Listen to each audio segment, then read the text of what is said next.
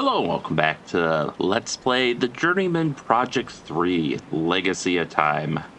Last time, since it's been a little while, we tried to get to the temple, but we found out we need a medallion and we need to be a first-class citizen. And we have neither of those, so we will be going to... we did find out they were expecting deliveries from the olive oil vendor and the potter's shop. And fortunately for us, there seems to be only one of each in town, so we'll be visiting them.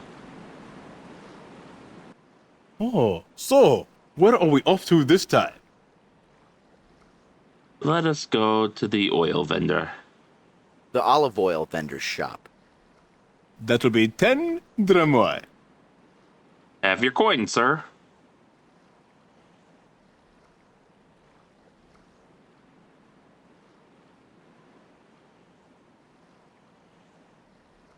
Do not lose hope, huh? You are not alone. Many of the non-natives refuse to live as captives. They have formed an underground resistance group and are planning to escape the island. Last I heard, they were almost ready. They will probably contact you soon if they have not already. Hey, do not tell anyone what I have told you.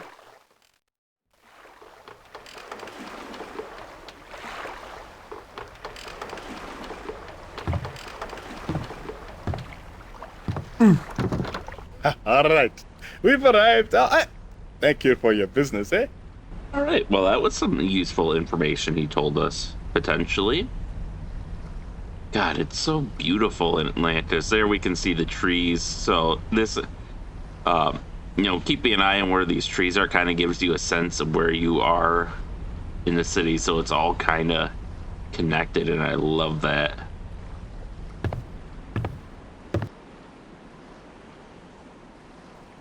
Curiously enough, unlike the previous games, where it was generally the image quality was better when you were standing still like this, I think it's actually a little bit better when you're walking this time around.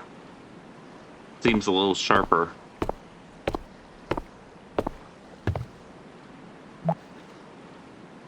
Those are black olives basking in the sun. Mediterranean cultures like the Minoans were able to cultivate their rocky fields to grow olive trees, creating a lucrative olive oil trade. From the amount here, I'd say that olives were one of the chief exports of Atlantis. Really? I mean, there's a fair amount of olives, but I could see this, not even being enough for the city. Maybe if there were more olive oil shops.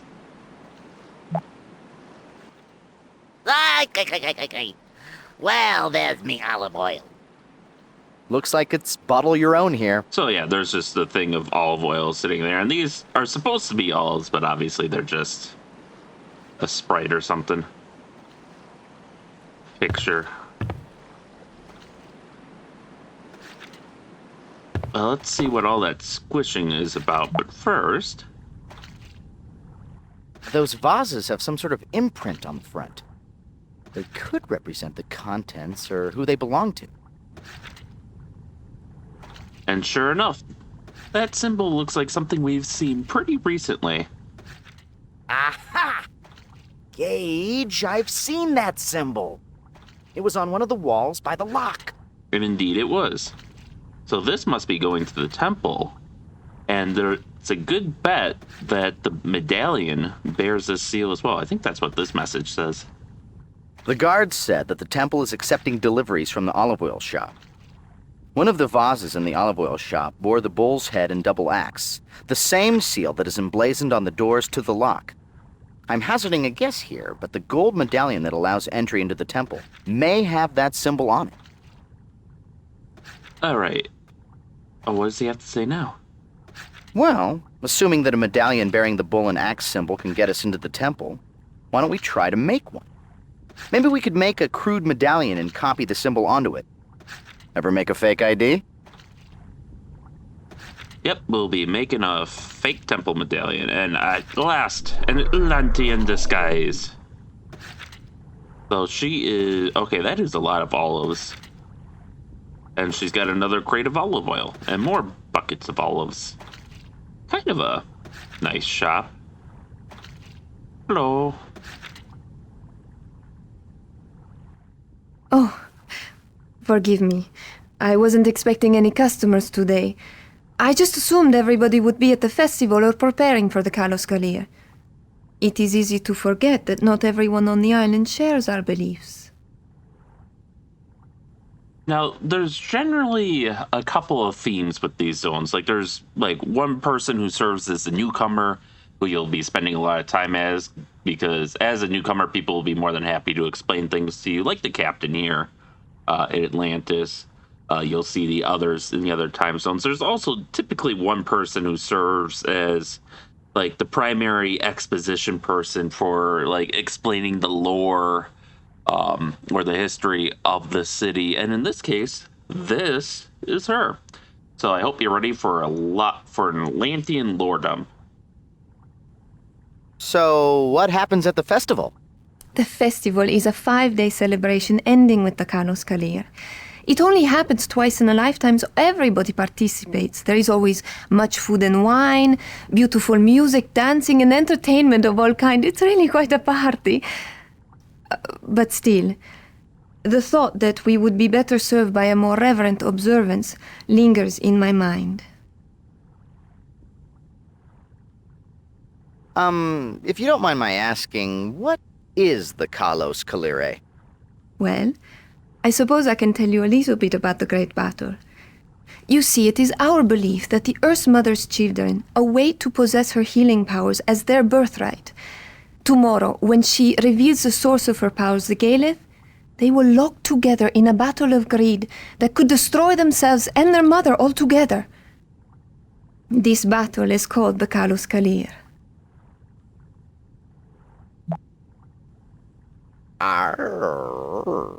Gage, ask if she might be interested in a Pisces with a rippling disembody and a very sexy voice. Oh, like you would have a chance, Gage. Simmer down, Arthur. Settle down. The Earth Mother's children? The sun and the moon. Each is so certain that the Galeth belongs to himself alone that they jealously chase each other through the sky day and night, but they only come together once in a great many years. Where will the Earth Mother reveal the Galeth? In the temple, it will flow up out of the earth on a column of water, and as the water flows over the Galeth, it will become imbued with healing powers and refill the reservoir. At least, that is how the Templars have told us it happens. They're the only ones allowed to witness the miracle. Who are the Templars? They are the priests.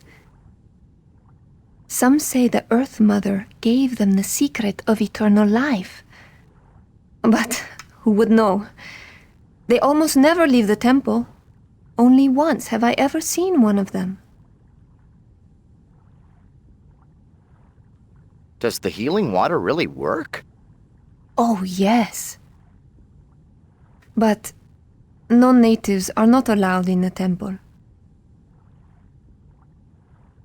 How does the battle end? If the battle ends peacefully, the Earth Mother retains the Galeth, and the people of Atlantis enjoy many more years of life and good health. If not, the Earth Mother perishes, and Atlantis along with her. But we have been here longer than anyone can remember, and we have seen many Kalos Kalirs. Why do you celebrate the Kalos Kalire? Oh, there are many reasons, really. But most see the Kalos Kalir as an excuse to live life to its fullest before the end comes.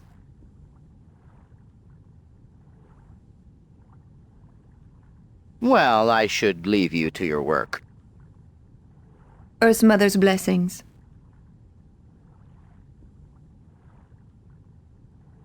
So that actually gave us a lot of information there, because if we go by their mythology, the Earth Mother is possibly the Sosequi.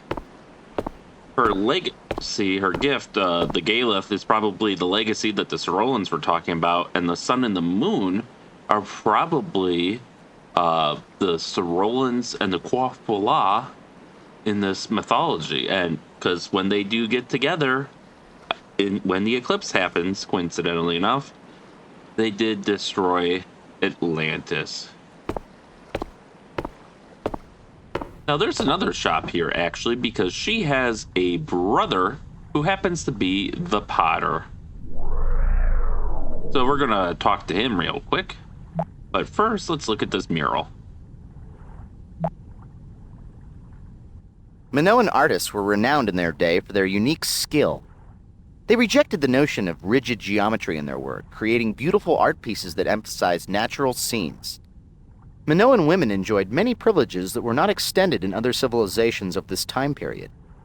Adult women of Minoa were known to be endowed with wealth, title, and huge tracts of land. Oh, you know how I feel about huge tracts of land.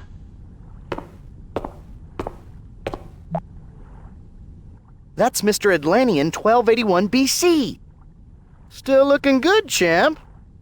My, he has a big pot. This must be the craftsman responsible for all those monstrous pithoi around the city. The shop is for paying customers only. Oh, wow, that's rude. Actually, I've never tried it while he was here, so I'm kind of curious if you can use it or not. Normally, Gage, I would tell you not to touch anything while you're in a store. But you're older now. Go ahead, play with the machine. Yay!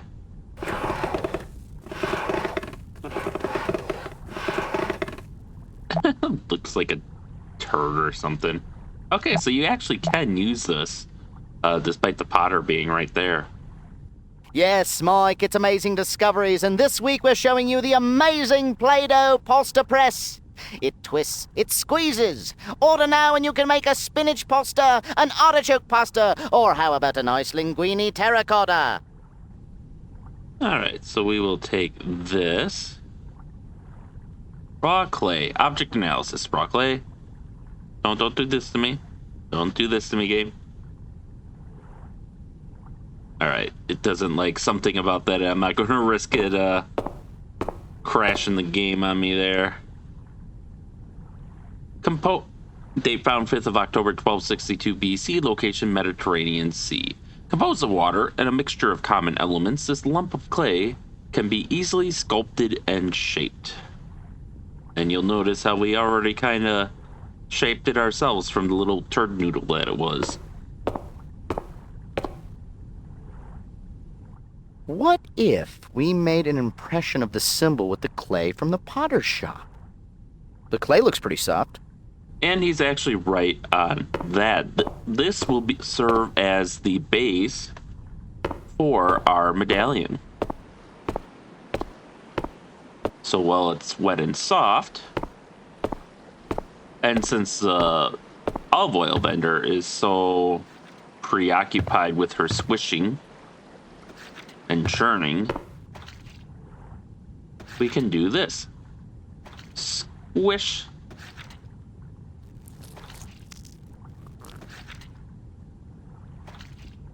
There we go. Raw clay with seal. Composed of water. Okay. Okay. It did change slightly. Composed of water and a mixture of common elements, this lump of clay has a symbol pressed into it. Now the guard is looking for a gold medallion. Our next project for Arts and Crafts Day, kids, will be to make our fake medallion look gold. All right. And I'm actually going to save here because this will save us some time, but something I do want to show off. Well, first of all, let's take this in, which is basically Arthur telling us, hey, Atlantis is more of a copper, but El Dorado, hey, it's the lost city of gold. I haven't seen any gold around here. We might have to look elsewhere, maybe even another time zone. Atlantis was more of a copper than a gold. But El Dorado, heck, they called it the lost city of gold. Sounds like a great place to pan for gold to me.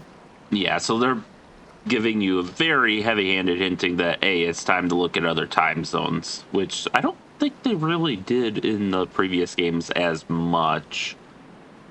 So I think this is just more of an accessibility thing.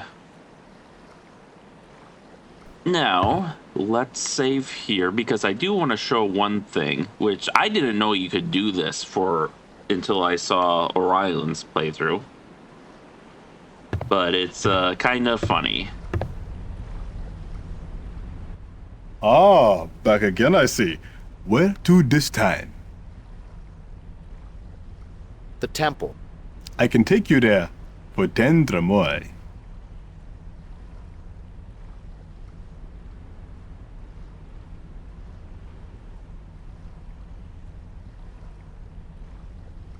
You know, in Nubia, we lived on the Great Nile, and we had a saying, the river floods so that life may begin anew. Because sometimes life has a plan all its own, and there's nothing you can do.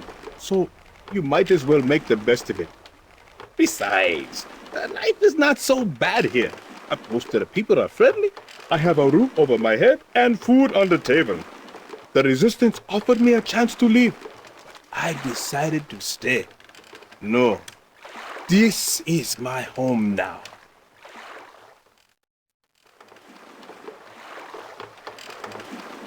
Here it is. Hey, take care now.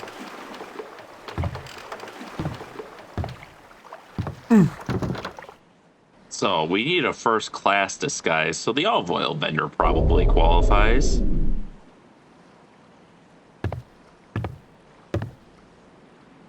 And let's talk to the guard.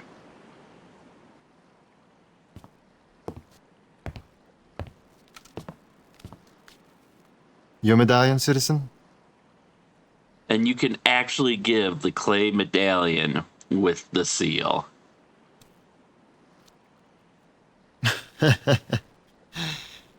This medallion is made out of clay. Do you take me for a fool? Tomorrow was not the Kalos Kalire. I would have you arrested for this sacrilege.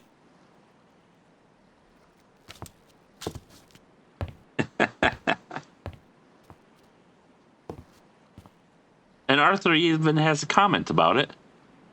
Shish! Everybody's an art critic. Okay. Looks like we need to find a way to make this thing gold. Did you happen to notice an electroplating shop or a Mr. T convention in the area? No. Well, keep your eyes peeled. And as you can see, he actually removes it from your inventory too, which is why we saved. So that way we don't have to go to the trouble of making it again. And boop. So there is one last thing we can do here. And that is we can actually play as the olive oil vendor here a little bit and talk to her brother.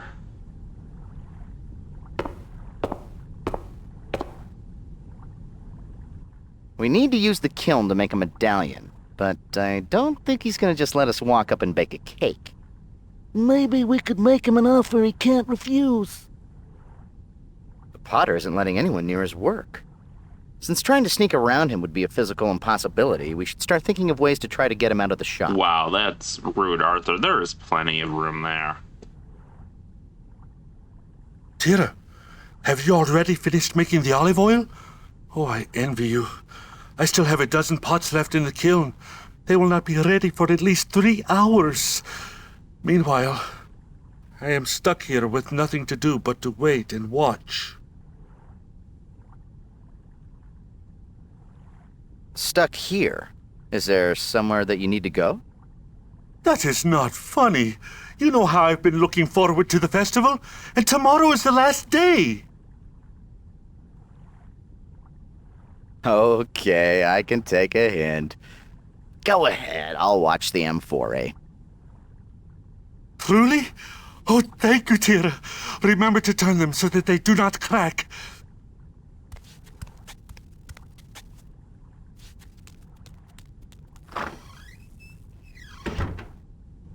And the music changes into a very nice theme, and boy, did he hoof it out of here. He didn't even wash his hands of all the clay. And you can actually follow him out here. And as you can see, he is gone. Lots of wood for the kiln, presumably for the fire. Looks like the potter already left with his own boat to the festival. Yeah, he hoofed it out of here.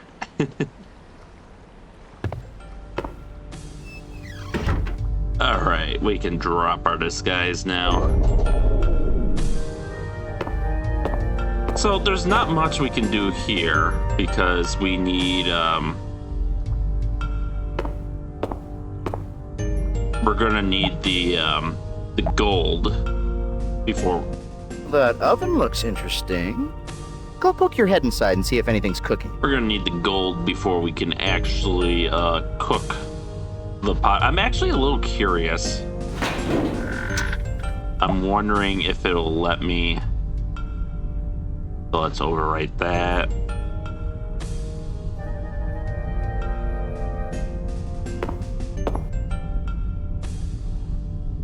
So you can put the clay there.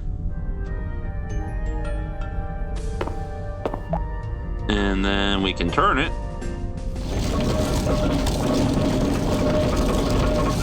I'm just kind of curious if that actually cooks the clay like it does normally. Because normally you would put some gold on this. Nope, it is still raw clay with seal. Okay, so I'm gonna reload just so we don't lose any hints or tips, because I basically just did the puzzle there, but without one of the elements. That smells like breakfast. That plate thing in the middle of the oven is a lazy Susan. Not a very PC term, I know, but that's what they use to turn objects in the oven. So that's this whole platform he was talking about. And as you can see, that's just straight up lava as far as I can tell, which as a kid I always thought was kind of weird, but hey, would save down or save money, you know, not having to feed a fire. Now, not to be too picky, but the guard said that he required a gold medallion.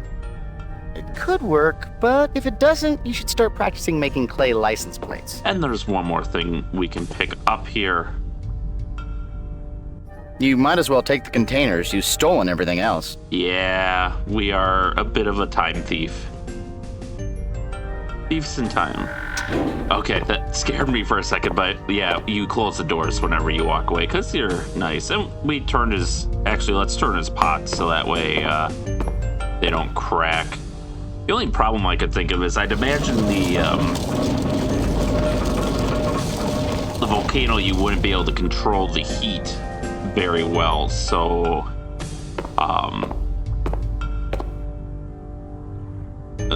so that could lead to some differences from like one batch to the next.